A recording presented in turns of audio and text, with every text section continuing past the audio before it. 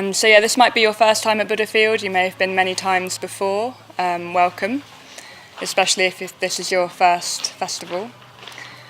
So Loka Bandhu did a talk yesterday, which many of you may have attended, and so this is a kind of follow-on looking at meditation. So I'll be talking about Buddhist meditation today. And I'm going to talk for a while, maybe 20 minutes, half an hour, and then open it up to questions. So we'll have a question and answer session at the end. And I think these talks have been programmed in because previous years at Buddhafield there hasn't been so many introductory talks. So we're looking to just give you some basic fundamental principles of Buddhism. You may already know what I'm about to say, it might be new to you. I'm just going to give an overview of meditation within Buddhist practice, so Buddhist meditation. So thank you for the introduction, Sangadara, brother. So I'm based in Sheffield. There's a Sheffield Buddhist Centre in Sheffield, and we run courses there introducing Buddhism and meditation. So a lot of what I'm about to say is how we introduce meditation to people who are coming along wanting to try out Buddhist meditation in Sheffield. And yeah, this series is called The Taste of Freedom, which comes from an ancient quote of the Buddha's that his teaching has the taste of freedom. And yeah, yesterday we had ethics, today we have meditation, and tomorrow wisdom. And ethics, meditation and wisdom is one of the simplest formulations of the Buddhist path. It's kind of the Buddhist path in its totality, ethics, meditation and wisdom. They're all related. It's hard to differentiate sometimes the kind of clear boundary between them because they interrelate. We can practice all three of them all of the time, but they do connect. So if we sit down to meditate, if we're acting in ways that we're not happy with or that niggle us, it's going to be difficult to sit and meditate, so we might want to look at our ethical choices in life. And also, as we meditate, we may be reflecting on our views, on the world, on our experience, and that is wisdom in a sense, and Buddhism has a lot to say there. So they all interrelate.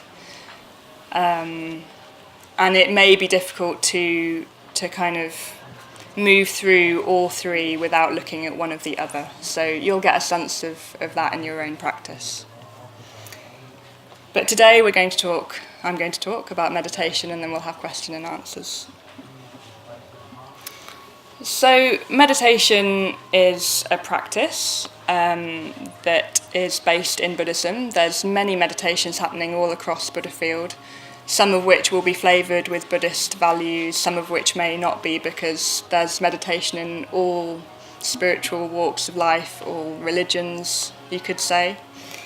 But meditation is also a Buddhist practice, and there's a wide variety of Buddhist meditations. Buddhism spread across the world over thousands of years, so there's all sorts of different meditations that you can do. The Buddha taught many things. He taught mindfulness and awareness. He also taught love and compassion. So there are Buddhist meditations that focus on these qualities of awareness, of love, and I'm going to talk about that a bit more. But yeah, there is a variety of meditations beyond that. He taught many aspects of reality. In these meditations that might focus on what one could say is cultivation of awareness or love and compassion.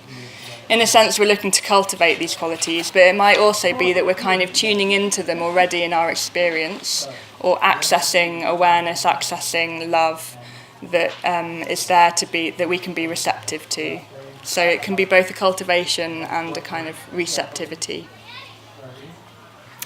So I'm not going to lead a meditation now, I'm going to talk about it. But we have a meditation tent up in the top field with led guided meditations every day. Some of you may have gone along. They're at 10, at 11:15 and at 12:30, and then there's a workshop at 4:30. So that's kind of the how we might meditate doing Buddhist meditation. So if you're interested in how to meditate as a Buddhist, then you can go to these guided meditations. I'm going to be talking about kind of why a Buddhist might meditate and what might happen in a Buddhist meditation. What might you expect to experience or find when you're doing a Buddhist meditation? So where does meditation sit in Buddhism? So this theme is called the taste of freedom. So freedom, liberation, as Sanghadara was saying, you could say that's enlightenment. That's something that we can all experience. We can all experience freedom. And we're experiencing freedom from habits or cycles that are keeping us fixed and stuck in ruts. And Lokabandhu was talking about that a lot yesterday in his talk on ethics. So we can experience freedom from our habitual cycles and our behaviours that are maybe holding us back or keeping us small, keeping us in a kind of limited sense of ourselves, or keeping a limited view of other people or of the world. So we may have limited views that we're not even aware of, and through meditation we can free ourselves from these habitual limited views. And that may be of ourselves or of other people or of the world. So yeah, why might we meditate? In Buddhism there are three aspects. So Buddhists like lists. So I'm going to be bringing a couple of lists to you. So in Buddhism there's three aspects that we can see how we might live a meaningful life of value. And if we're living a life of meaning, of value for us, that's probably because the life that we're living is in accord with our reason, so our thinking mind, our thought, our reason, our cognitive faculty, and our intuition, so our kind of felt sense of how we want to live, what we think life is about, and our experience, so what we're actually finding as we're going about life. Is it working for us? Are we happy? Are other people around us happy? Is our experience of life fulfilling? So if we have a life that's in accord with our reason, our intuition, and our experience, then we're going to feel like it's a meaningful life, a life of value. And we can tune into these three aspects through ethics and through wisdom, and I think that will come through in the other talks. But we can definitely tune into them through meditation. So in meditation we can find a clarity of mind, a kind of a clear thinking or a knowing in thought. So our reason can become clarified, purified. Our intuition can also, we can tune in more to our intuition in meditation. There can be a kind of a depth to what we're experiencing, a kind of an inner voice might come as everything stills, as we're sitting, as meditation happens. We may hear our inner voice of intuition more loudly, more clearly. And we will also come to know how we're experiencing the world a little bit more. We'll come to know how we're feeling about how we're living, whether we're happy with that, whether we're not, whether we're happy with the actions that we're taking. Whether our life is working, and whether we think we've kind of got it down. Our experience will tell us that as we're meditating. So that's one reason why we might meditate, to tune into these. What is our reason telling us? What is our intuition telling us? And what is our experience telling us about how we want to live? So that's a bit about why we might meditate. And another reason, another way that Buddhists see meditation is that it's like a mind training. So it's working directly on the mind. Often in meditation we'll close our eyes, we'll be in a quiet place sometimes, we'll be focusing on maybe the breath or the heart, and things can become quite still. Our thinking can kind of still, and there can be this clarity that I'm describing. So we're working directly on our minds. And when we're doing that, we might find that we have some views on the world. And this is going to be brought out a lot tomorrow, I think, in the talk on wisdom. So in meditation, we'll become clear on what our views on the world are. There's another kind of way that the Buddha taught about how life is, where he said we have these kind of topsy-turvy views. We think things should or be or are permanent and they're just going to stay the same. We think things will be substantial and that they definitely exist. They're separate and they definitely exist. And we think that things should be kind of satisfactory. We want things to work out for ourselves. So in meditation, we can be working directly on whether we have those views, whether we think those views are true, and whether we can open up to any other kind of view or any other kind of way of living. This will come out tomorrow, I think, in the wisdom talk, that actually we can change, we can grow. We're not permanent, nothing is permanent, there is impermanence. Things are interrelated, connected with each other, so are we're all interrelated. And life has its ups and downs. There is suffering, there is pain in life. But inner contentment can be found. And again, meditation can help us to kind of look at, is this true for us? What are our views on life? And kind of embed more any helpful views that we think might move us through life in a more positive way.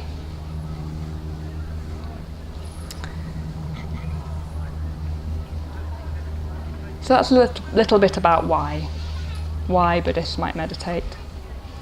And now I'm going to talk a bit about what a Buddhist meditation might kind of look like, or what you might do, and what might happen when you're doing meditation.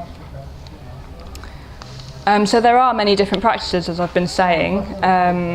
You can go to the meditation tent up in the top field to learn some Buddhist meditation. There's so many meditations happening all across the workshops here. There's a kind of another formulation of the path which has worked for me, in that we kind of present as part of the Triratna Buddhist order that I belong to. And that is that all of us, wherever we're starting from, will have all sorts of different parts of ourselves that take us in different directions. So we might do a meditation that helps us to kind of ground ourselves and for us to become more aware of ourselves in our entirety, like all the different parts of ourselves, all the different things that we might want to do, all the different ways that we behave. We might want to do this one day, but we want to do that another. So some meditations help us to kind of ground and kind of collect ourselves and understand ourselves in our entirety. There are other meditations that help us to tune into our emotional world, our emotional sense, and look to kind of cultivate or tune into positive mental states, positive qualities in ourselves and in the world. So love, compassion, gratitude, joy. And they're another kind of, if you like, set of meditations that one might do as a Buddhist. So grounding ourselves, understanding ourselves in our entirety, and also maybe tuning into or lifting our emotional sense to positive qualities like love, compassion, gratitude. And we can also kind of, for want of a better phrase, kind of let go into these practices and find that we might not be how we think we are, and the other people might not be how they think they are or how we think they are, and the world might be different to how we think it is. So there's a kind of a shift that can happen in meditation as well, where kind of something opens up and we kind of let go or surrender and see that we could be different, we could see the world differently, we could act differently. So that can happen as part of meditation.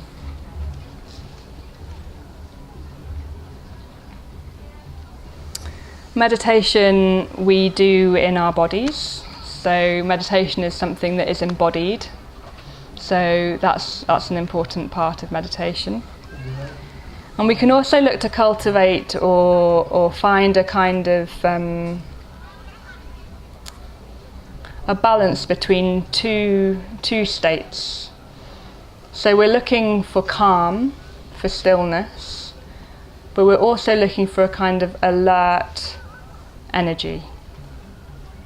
And ideally we have both, and ideally we cultivate or tune in and become receptive to them both in our experience. So calm and alertness.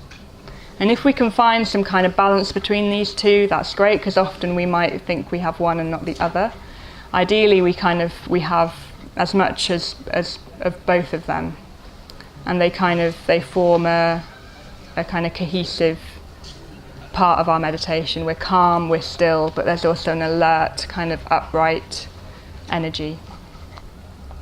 And I've got an example for this, which is that I'm in Sheffield, I live in Sheffield, and I've got a lot of friends who climb. There's good climbing around Sheffield. I've climbed, but I don't climb generally. And there's my friends say that when you're climbing a rock, you need to have focus. You need to know where your next move is going to be, and you need to be quite poised. But you also need to be relaxed, because if you're too intent on the next move, or if you're too kind of, I think they call it in the grip, then you're kind of stuck. But also if you're too relaxed, if you're too kind of like, if you're not putting any effort in at all, you're going to fall off. So here's that balance between calm and alertness, focus and relaxation. And there's a great story from the Buddha's time with this, of a lute player called Sona. So we might have some musicians here in the room. Anybody play anything here? Ooh, you're shy. So if you've got a stringed instrument, okay, then it has to be tuned in a particular way. And there was this friend of the Buddha who was doing some walking meditations. I haven't mentioned that. You can do walking meditation. And he was really, really effortful. He was like, I'm going to keep going, I'm going to really crack through, break through to something if I just keep doing this walking meditation. But he was finding he was getting all these blisters and sores on his feet. And he used to be a lute player, and he was enjoying his life as a musician, but he'd left that to be a disciple of the Buddha. And he was thinking, God, this walking meditation's pretty hard actually. I'm not really getting anywhere. Maybe I'll go back to being a musician. That was much more enjoyable. And he talks to the Buddha about how hard he's finding this walking meditation. And the Buddha says to his friend Sona, he says, if the strings on your lute are too tight, what kind of noise does it make? Does it make a beautiful sound? And Sona says, no, it's like a plink. And the Buddha says, and if the strings on your lute are too loose, does that make a beautiful sound? And he says, no, it's just kind of like a thwack. And the Buddha says, well, just in your lute, in your music playing, as in meditation, there's this balance between being too loose and relaxed and too tight and too effortful. And then there's the beauty. You can find the beauty in that balance. And that's important. Beauty, enjoyment, even pleasure is important in our meditation practice. If we're not enjoying it, we're not going to want to do it. So we need to find a way in which we can engage, maybe how long we're meditating, how often, what kind of practices we're doing that is kind of working for us in some way. And this moves me on to what might happen when we're meditating. So if we're not finding beauty and pleasure and ease, we might be finding things a bit difficult. And this can happen when we sit to meditate. We can find all sorts of things come up in our minds, in our feelings. It can be quite stormy at times even. And this is to be expected. So a lot of people come to learn meditation and they say, oh, I can't really do it because I can't stop thinking. My mind just carries on, it's so distracted, I'm just going over and over things, so I can't meditate. And it's really important to say that meditation isn't just not thinking, because it's impossible to go from our kind of active, engaged life where we're thinking and planning and doing, sit down and just not think. So meditation is a lot about awareness, it's about just noticing what's happening, acknowledging it, watching it, observing it, understanding it. And there are practices that help us to still our minds, to come back to, say, the breath or to the heart, to goodwill, to love and to kindness. There's a way to kind of train our mind. If we're thinking, if we're distracted, noticing that's awareness and bringing it back to the focus. So that is meditation, noticing, oh, I'm off here, I'm off there, and coming back to the focus of the meditation. And depending on what practice you're doing, that focus will be different. There are some traditional hindrances to meditation in Buddhism. So a hindrance, it's a strange word, I don't think I really used it until I started using it in this context, but a hindrance is something that kind of gets in the way, it's an obstruction, it's hindering us from moving through to something of beauty, of joy, of ease. So there are these traditional hindrances to meditation in Buddhism. And in a way, they're all that stand in between us and liberation and freedom. So if we can understand what these hindrances are and know how to work with them, then we'll experience freedom and liberation. So I'm just going to list these as 5. Good old list. So these hindrances that you might experience when you sit down to meditate are sense desire. Sense desire. So that's when we're kind of... I use the example of ice cream. I might sit down to focus on my breath, and instead I'm like, oh, ice cream. I love ice cream. I really want some ice cream. When might I have some ice cream? So anything that's kind of appealing. It can be a thought, it can be a sensation, it can be a memory, it can be a plan for the future, another person, anything that we're kind of getting caught into thinking about because it's pleasurable to think about that. We're desiring something. And this can come up a lot in meditation because we're often having our eyes closed, and so there's no what we call input. There's nothing coming in to give us pleasure, so our mind starts presenting all sorts of other things that might be lovely. So that's sense desire, that might happen. Then we have ill will, otherwise known as aversion. So this is kind of thinking, oh, my friend said that earlier, and why did she say that? Or I said that back. And it's kind of getting into the who don't you like, what don't you like, blaming, kind of thinking that it shouldn't be this way. That's ill will or aversion. The next is anxiety and restlessness. So anxiety is kind of thinking over things over and over and over, trying to find some solution but not really being able to. And restlessness is the kind of physical, kind of itchy, kind of I can't sit still for this long, I must get up and do something, or I've got that to-do list and maybe I really need to get on with it. Then we have sloth and torpor. So sloth is physical, like laziness, if you like, or kind of despondency, apathy. Maybe I won't meditate because actually I'm just going to have a lie down. Or just being really tired in meditation, kind of falling asleep is often what can happen in meditation. And torpor is a kind of mental fog, kind of a mental kind of tiredness, or maybe dream-like vague state. And then the last one, nearly there, is doubt. So doubt is when we're not really sure if we're doing the right kind of meditation, or maybe this teacher isn't the right teacher for me, maybe I can't meditate, I'm not the kind of person that can meditate, or does meditation really work? Why would anybody meditate when there's all sorts of other really useful, really engaging things that are better to do in the world? So doubt is common. So I don't know if do you kind of experience any of that? Does that kind of ring true for you? Yeah. So these are kind of human experiences, these are very human hindrances, if you like, to an easeful, free mind or experience. And there are some counter kind of antidotes to these. And these are kind of qualities that we're looking for in meditation. And whatever hindrance you're experiencing, you can look to find the counterpart, the antidote to that hindrance. So these hindrances will be there in meditation, but if we can acknowledge them and learn to kind of understand what they are, then we can look to the antidote. And so these are qualities, positive qualities that we might find as an antidote. So for sense desire, there's contentment, there's enjoyment, there's pleasure in what you're doing now in the present moment, as opposed to what you could kind of have. For ill will, there's kindness, there's understanding, empathy, love. And that may well be for yourself as well as for whatever that situation is. For anxiety and restlessness, there's calm, anything that can bring calm for you. And for some people, that might be doing some exercise before the meditation to kind of calm your body or even your mind.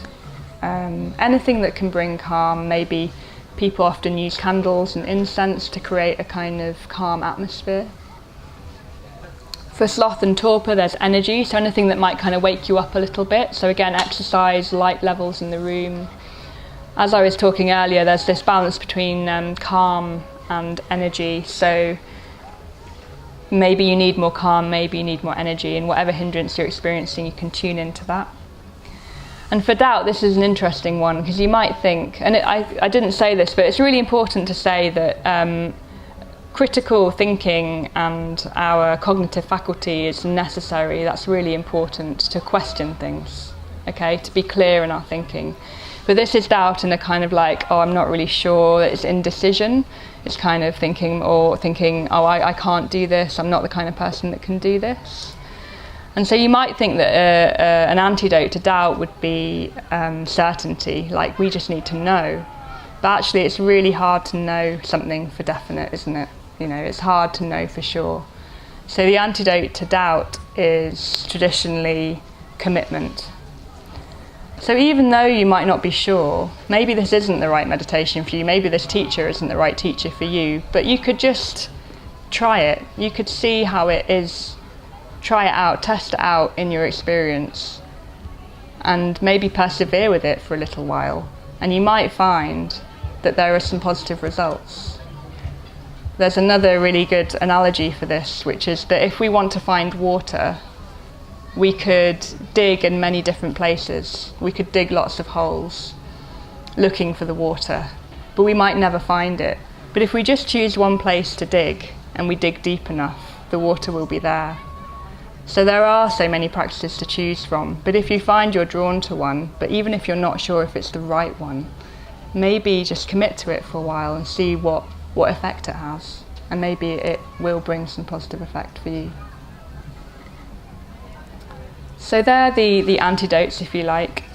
Contentment or enjoyment, kindness, love, compassion, calm, energy, and commitment. So in meditation, if we're experiencing these hindrances, we can look to cultivate those antidotes, those opposites. And what we can also do is just label the hindrance as a hindrance and see it for what it is, which is very different to getting really caught up in it. So if you're finding you're blaming or you're kind of really angry with your friend for saying something to you that, or a stranger maybe, why were they doing that? That's such a weird thing to do and such an unfriendly thing to say. That can be quite intoxicating. But if we can see, this is ill will, this is aversion, and label it as that, and we can kind of stand back a little bit from it, almost befriend it and kind of acknowledge that, accept it, okay, this is ill will. And that can give us a bit of space around that hindrance, and that space might help us to find a way through. So that's labelling. It's really classic, really helpful. Naming, it's like finding the true name of what you're experiencing in meditation. And so if we're finding these hindrances, if we're finding an antidote, or we're able to move through the hindrances, then we may find quite expansive mental states, quite blissful experiences, serene experiences. We might have an open mind, a clear mind, a warm heart. We may feel very loving. We might have a broad, expansive consciousness through meditation. That is possible. And I really recommend trying the guided meditations up in the meditation tent, or finding any meditation that you're drawn to here and seeing how that goes for yourselves. I'm just going to end with a little bit of a kind of personal history of my own meditation practice, and then I'll open it out to questions. But yeah, these expansive states of mind, it's not like I necessarily experienced them strongly immediately, but I did find that when I started to meditate, I noticed a difference.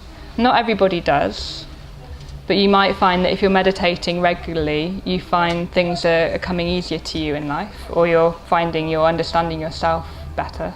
And that's definitely what I found. I found that if I didn't meditate, I'd kind of find things a bit clunkier. So there can be some positive effects to meditation that if you try it out, you'll experience. And it might be that just if you stop meditating, you realise you're not doing it as other things happen. And that was my experience. When I came to meditation, I saw myself as a very shy person, as somebody who couldn't really speak very well, wasn't very articulate, couldn't speak to strangers, quite limited, quite restricted in a way. And I didn't think that view of myself could change. I thought that was just me. But as I meditated, I found that I was different to how I thought I was. And gradually, more and more change, I experienced more and more change, and I changed in ways that I didn't think was possible. And that was almost like magic. I didn't know that was going to happen. But as I meditated regularly, I found that change, that growth happened for me. And what really worked for me were having particular practices that I was doing regularly. So personally, I did the mindfulness of breathing, focusing on the breath, and the metta bhavana, which means the cultivation of loving kindness. And these are the meditations that you could be guided through up at the meditation tent. So I did those meditations regularly, alternating the meditations, and they had a strong, they still have a transformative effect on my life. It's not always easy, as I've said. Sometimes it's really enjoyable. It's very individual. Everybody's experience of meditation can be particular. It's really great to meditate with other people that you can talk to about your meditation, because although it's an individual experience, usually there are things that other people have experienced. Even if it's not the person you're talking to, they may well know somebody else who has had what you're experiencing happen to them. So sharing your experience of meditation with others, being guided or having other people to meditate with, I really recommend. We were teaching meditation at Glastonbury Festival last year, and some people had just been meditating with their app on their phone, and they were getting on really well with that, but they were really happy to find a place and a group of people that they could meditate with and then talk to people about meditation afterwards. Yeah.